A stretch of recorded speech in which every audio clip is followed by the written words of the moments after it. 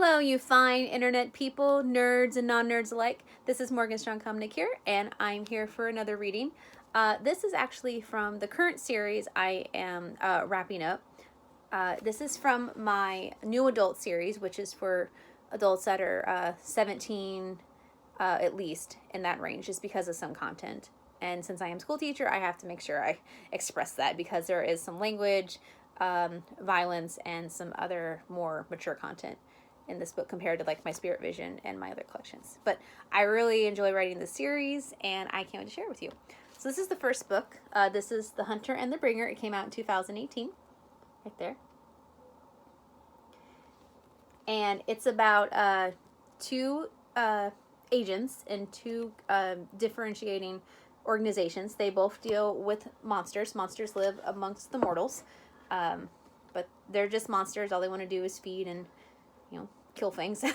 There's no try to convert them or anything. You're not going to fall in love with one. So the girl's name is Val Hemmingway, and she is the top agent of the Hunters. The Hunters actually do what their description says. They attack the monsters, kill them to save mankind. Short, sweet, to the point. This is Jeremey Darington, and he is the golden boy of the Bringers, which is they believe in protecting, obviously, the innocent and the mortals, but they plan to, capture the monsters, hoping to study them, rehabilitate them, anything like that. They don't believe in killing them. The two organizations have been clashing for hundreds of years, and obviously, since they're both the top of their respected organizations, they don't really get along. But they're going to have to go after this very special monster, or as Val would say, monstrum, which is the Latin form. They tend to use the Latin terminology in the Hunters. One that's very threatening, and they're going to have to team up against their wills to stop this threat. And that's where the insanity begins. So this is The Hunter and the Bringer, and I'm going to just start at the beginning and read a little bit of chapter 1 to you. If there's any language, because I do have people who know me in the community, I'll probably just bleep it out. I'll just say bleep or something. So again, there is language, but if you're 17 or older, then you should be fine. And the artwork is once again done by my wonderful, talented friend Susie Zhang, or Cherryuki, as she's known online. So this is The Hunter and the Bringer, book 1 of The Hunter and the Bringer series. Chapter 1. I loved the feel of metal after it sliced for the blood of the wicked on a chilly night. Ribbons of rotting flesh danced down to the surface of the cliff, polluting the land with loud booms, the foul odor of decaying meat bringing down the thrill of my kill. Feathers spun dizzily before descending to the ground, the plumes confused on why they were free to wander the welcoming skies instead of being attached to a squawking master. I stepped over the chunks of inedible flesh and skin, avoiding the brushes of feathers with scary ease. I refused to let any of these disgusting reminders of this horrid being get near my body. This monstrum. I glared back at my kill, stabbing my distaste and loathing with my hardened gaze, this disgusting creature made of the flesh of recently departed humans. I was grateful that this beast had its eyes closed when it crashed from the heavens by my might to its death. I could not bear to see the lifeless eyes that belonged to past innocents, who should be slumbering eternally in peace in their graves. I walked forward away from the battle scene. This adventure closed on a happier note for mankind. Excellent job in the extermination as usual, Miss Hemmingway. Kessler hopped up towards me once I was off the cliff's edge and closer to the natural rock road.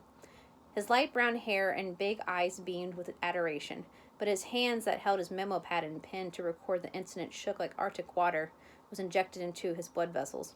The poor kid was a brilliant data analyzer and recorder, but he frightened so easily that it concerned me to have him out in the field. I patted his shoulder with tenderness, a swelling of motherly affection warming in my stomach. For a boy 3 years younger than I, he liked to do things old school, something I admired. My hand went to adjust his brown corduroy vest on autopilot, smoothing out the wrinkles and fixing a loose button. Thank you, Kessler. It meant a lot to have such an observant recorder with me on this out-of-the-blue attack. As I finished my motions of pampering my colleague, a shadow popped up at an angle in front of me.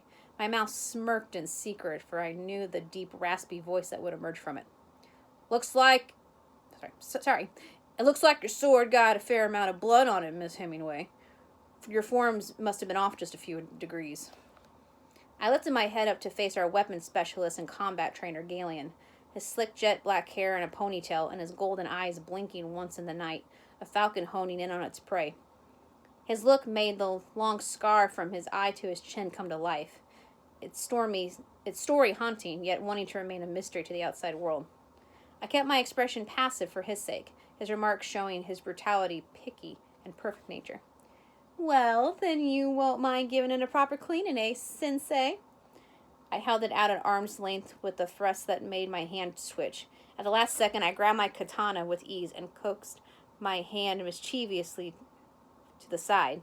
The fact I made the tough guy flinch more beautiful than the glowing pink cherry blossoms that flowered on the handle. Just make sure you make my sakuras get some extra love. I don't want these lovely petals dull now. He grabbed the sword with a forced grunt, inspecting every centimeter of its ancient glory before gallivanting away to his portable workshop that was in the back of the van.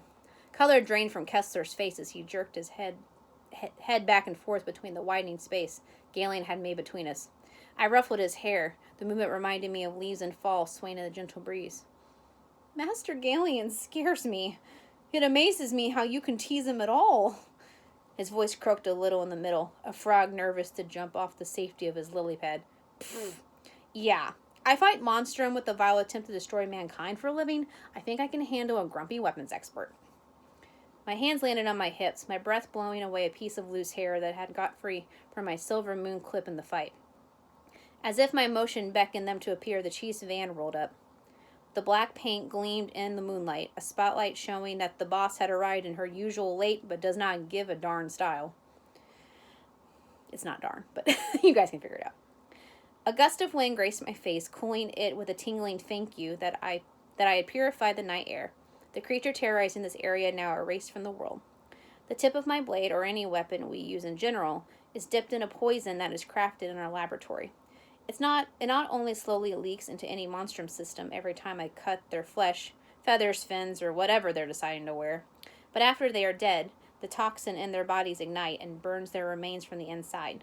It allots us a few moments to record data and collect supplies for the laboratory. That's also part of Kessler's job. All that was left now was dustings of plucked feathers and some stains of blood that would soon melt into the rocks, discoloring them to what normal humans would assume to be from weathering. My eye caught sight of a large gray-white feather edged into the crack of the cliff.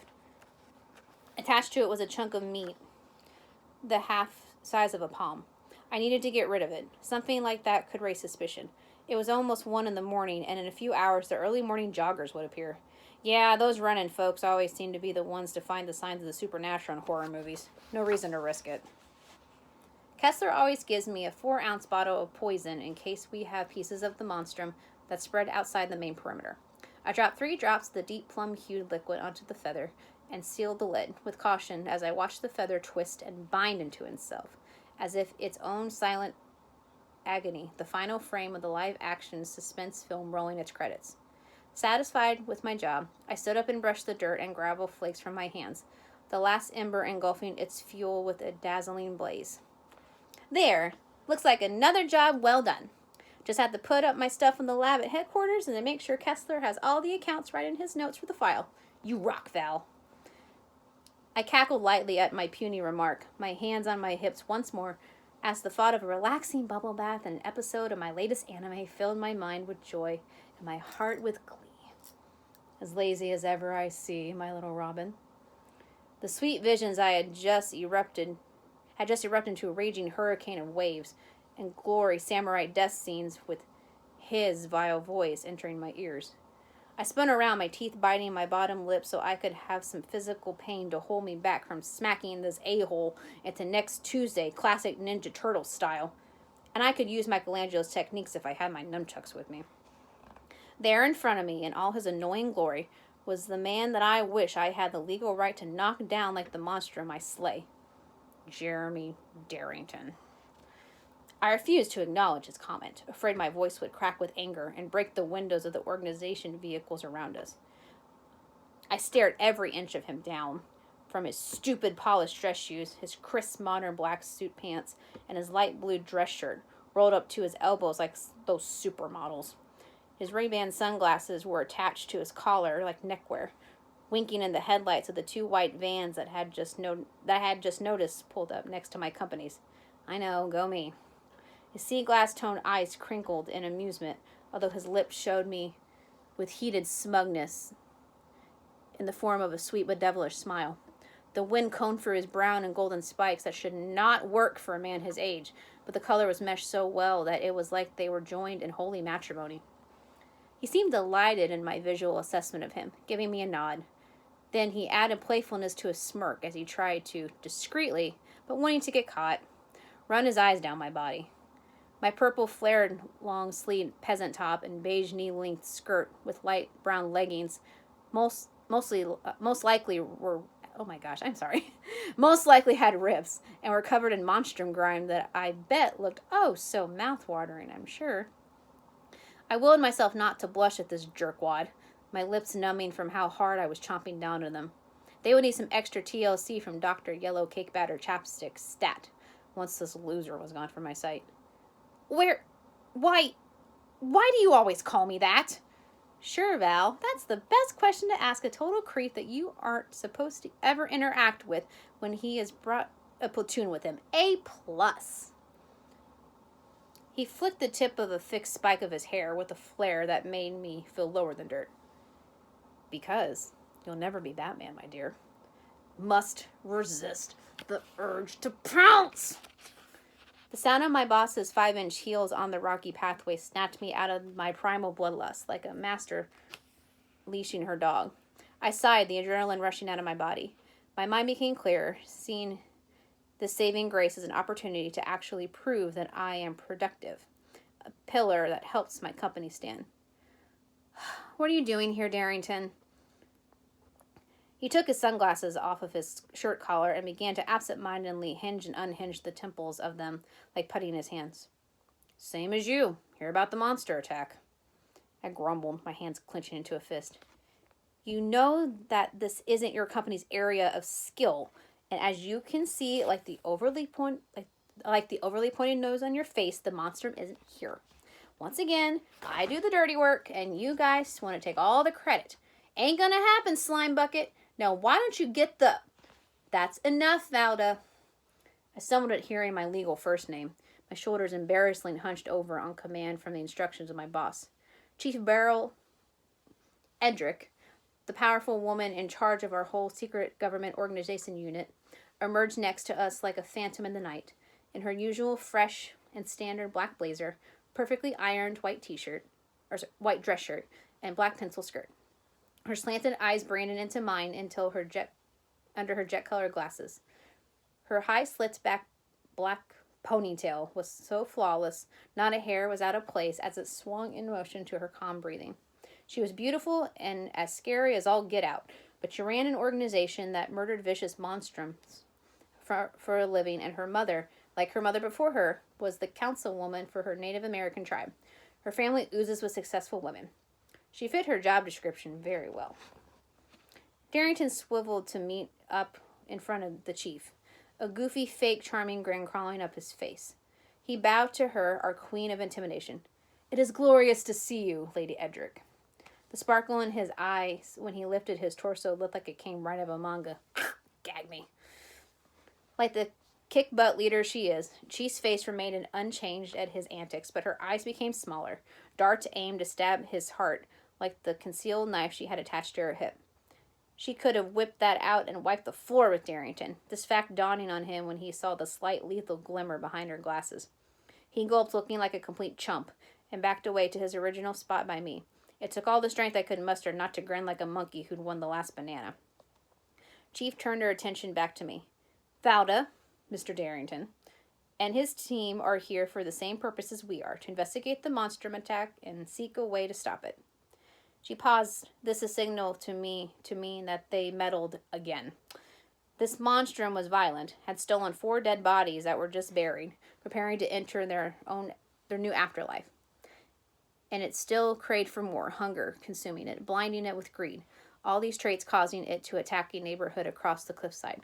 I felt badly for Amy Berkman, an incredible Kodama, a psychic with the power to control things with words alone. She was our group's kind-hearted guidance counselor that helped families who had their worlds flipped upside down when with monstrum attacks, and she helped us not be driven to insanity.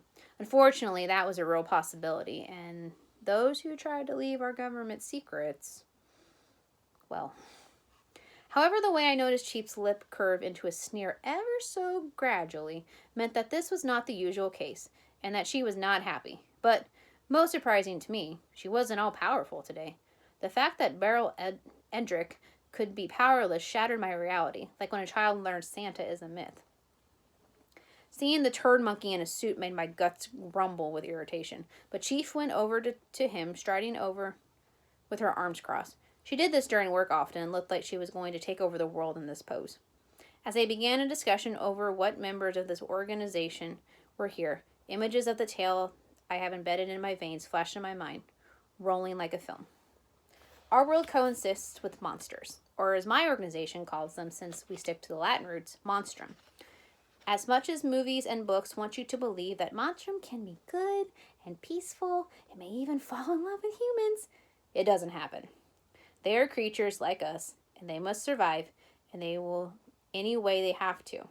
I suppose in that retrospect, they are not so different from us.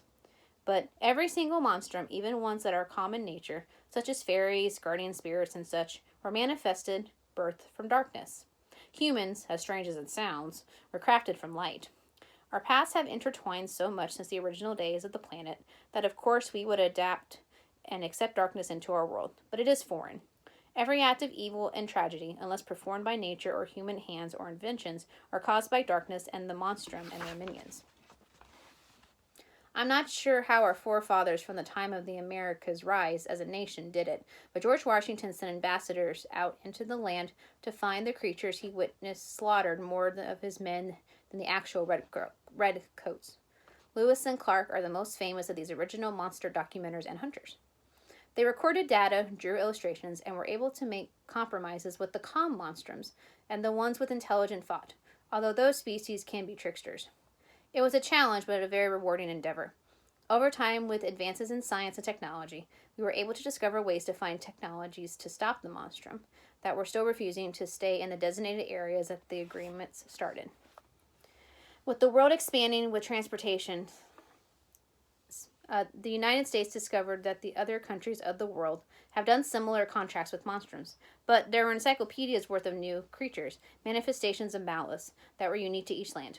Asian units shared their information that they had found with us, that the creature had to be killed that a creature had to be killed from a weapon that symbolized their culture. Such as a Japanese beast, it had to be a katana. Cave creatures, clubs made of hard rocks and stones. The United Kingdom, bows and arrows. In America, guns. All weapons could damage raging monstrum, but using these weapons that corresponded with their region made it easier. And when poison was tested and worked, it was a miracle for our cause. The countries then decided to become a collaboration in 1893, and a secret government faction known of the incidents. However, like with all things that came with politics, division occurred. World War II caused more than a war on soil, in sea, and sky, but it broke out two between these organizations to tear us apart. The monstrum took the feuding as the perfect opportunity to feast upon the dead of travesty of this horrid war and its causes, creating mass panic, and the world needed much less of that. So once the war was over in 1945, a split was decided upon by the government. Well, the small percentage who knows and monitors us. I'm honestly not even sure the president's aware of us. I belong to a group known as the Silciars Victor, or in Latin, the Assassin Hunters. Our mission is to exterminate all monstrum that leave their designated homes, no ifs, buts, or coconuts. There has never been a time when it led to anything remotely good, nor unless they got to the scene quickly, there was never an encounter that did not have some bloodshed. The hunters' labs spent time making stronger poisons for the monstrum, tougher weapons, and tracking down nests and packs in areas.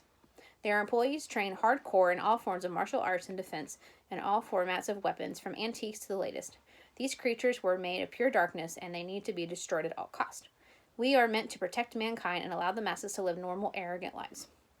Jeremey His name sounds like acid on my tongue, even in my head. It's part of the other group, Justia Letor, or the Justice Bringers. Yeah, the name's not as BA as ours. Back on track. The Bringers refuse to kill the monstrum. They capture them and drag them away to their secret labs, seeing them as living creatures. They study them, interact with them, and their goal? To attempt to turn them good, like a B-rated Disney movie. And I adore Disney movies. They believe that monstrums can be tamed, can work alongside humans like they are some kind of pocket monster.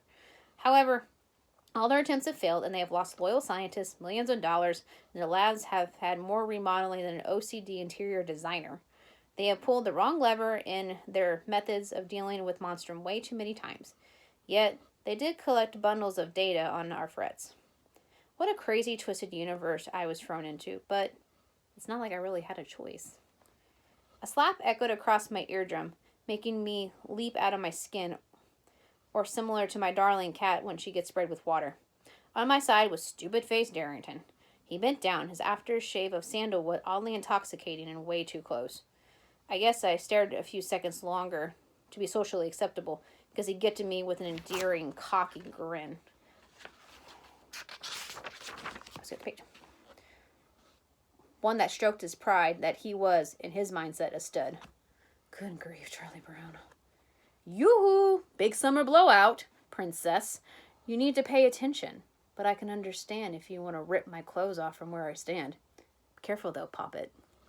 He bent down close to me, his breath chilled, just like he ate a breath mint. Whispering, making my skin prickly with a heat that felt feverish, he exclaimed, "The shirt is silk." My body shook with rage. Jerk! And I spat on his oh-so-fancy shirt, stomping away towards my savior, Chief, who was signaling me over to her. Serves him right. The sound effect that popped out of his mouth that echoed in the night was so satisfying that I allowed the moon to see my secret smirk of tantalizing delight. When I approached Chief, the slight souring pucker and millimeter lift of her brow told me that she was asking if I was okay.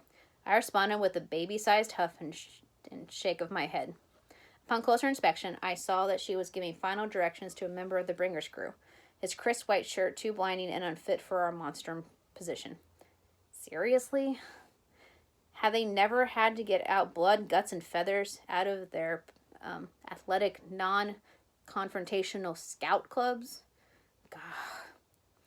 The squeaky clean lackey bolted off to his company's soccer mom-like van.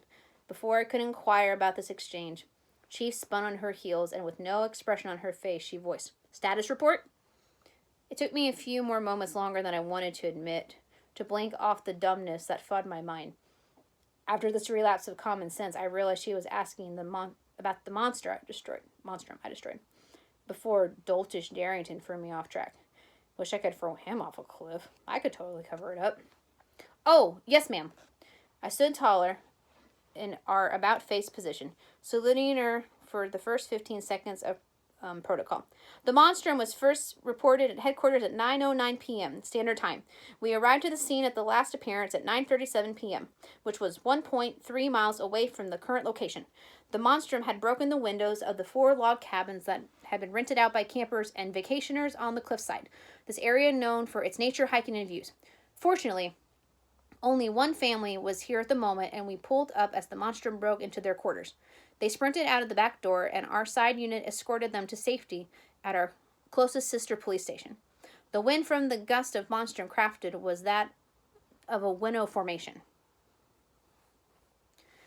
The clomping of giant Armani dress shoes popped my perfect work bubble into microscopic pieces, embedding my shoulders into tension.